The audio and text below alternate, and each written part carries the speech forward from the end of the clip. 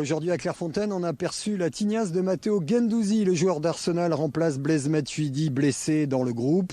Pour le reste, Didier Deschamps rappelait qu'il n'y avait pas de souci pour Tanguy Ndombele, le joueur de Tottenham touché aux adducteurs. Il y aura bien sûr une attention particulière sur son état physique, mais il restera avec le groupe. Et puis pas de souci non plus pour Kylian Mbappé. C'est bien le principe de précaution qui prévalait et qui l'a privé du dernier Brest-Paris Saint-Germain. Pour le reste, un stage express. Tout le monde est déjà dans le bain.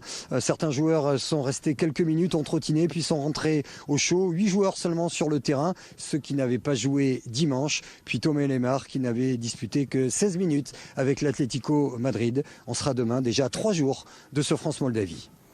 Les joueurs de l'équipe de France qui se sont donc retrouvés aujourd'hui pour les 2 derniers matchs de qualification donc au prochain Euro. Le premier rendez-vous face à la Moldavie jeudi et contre l'Albanie dimanche. Alors pour l'instant, vous le voyez, la France est en tête de son groupe à égalité de points avec la Turquie. Les Bleus qui n'ont besoin que de 2 points pour se qualifier pour le prochain championnat d'Europe. C'est évidemment à la portée des Français, mais Didier Deschamps veut maintenir ses joueurs sous pression. Guillaume Petsac. Près d'un mois après son match nul frustrant face à la Turquie, l'équipe de France a une nouvelle occasion de valider son billet pour le prochain Euro dès jeudi.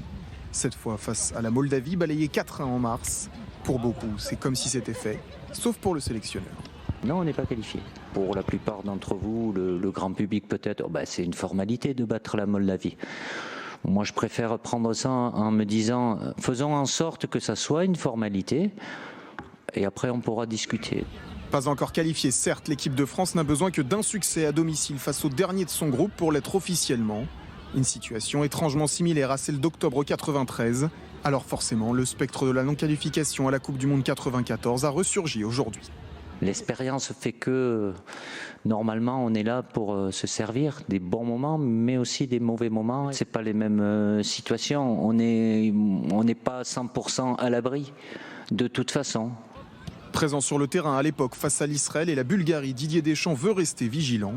Les Bleus sont quasiment qualifiés, mais avec 19 points. Ils l'étaient aussi il y a 26 ans.